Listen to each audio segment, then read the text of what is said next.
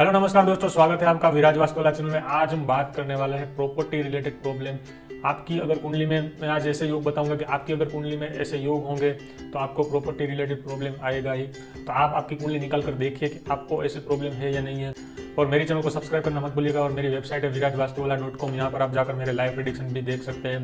तो दोस्तों, आपको आपकी कुंडली निकाल लेनी है। यहाँ पर एस्ट्रो सेव करके वेबसाइट है, वहाँ पर निकाल लोगे, वहाँ पर आपकी कुंडली फ्री में निकल जाएगी। तो यहाँ पर अभी यहाँ पर देखिए,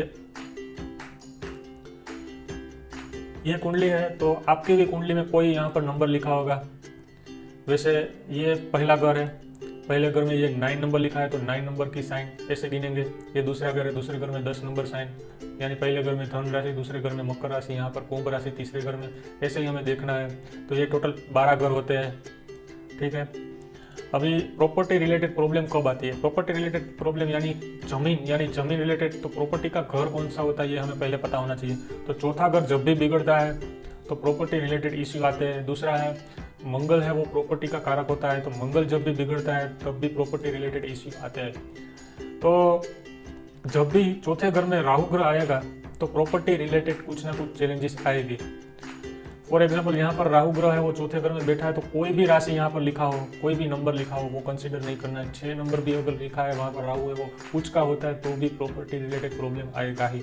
प्रॉपर्टी रिलेटेड प्रॉब्लम मतलब क्या होते हैं? जैसे कोई लीगल मैटर हो, या तो कागजात है वो पूरे नहीं होते हैं, या तो कोई पुराना ऐसा घर होता है जिसका जो खंडेर जैसा बन गया होता है। तो ऐसी चीज़ उसके पास, वो व्यक्ति के पास ऐसी कुछ ना कुछ ऐसे सिम्टम्स होंगे ही। दूसरी चीज़, अगर यहाँ पर दूसरी टेक्निक ये है कि अगर राहु है वो यहाँ पर है,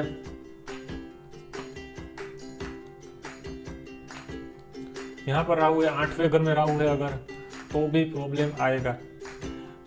तो इन व्यक्तियों को प्रॉपर्टी मिलती है, पर प्रॉब्लम के बाद। ये 8वां घर क्यों मैंने बताया? क्योंकि 8वां घर होता है वो पेरेंटल प्रॉपर्टीज का होता है। पेरेंटल प्रॉपर्टीज होती है वो 8वां घर से देखी जाती है। तो 8वां घर होता है, वहां पर भी अगर राहु होगा, वहां पर भी अगर राहु होगा तो भी प्रॉपर्टी रिलेटेड कुछ ना कुछ प्रॉब्लम्स आएगी। उसके बाद मिलेगी वो कंफर्म है, पर प्रॉब्लम्स आएगी, सीधी तरह से नहीं मिलेगी। फिर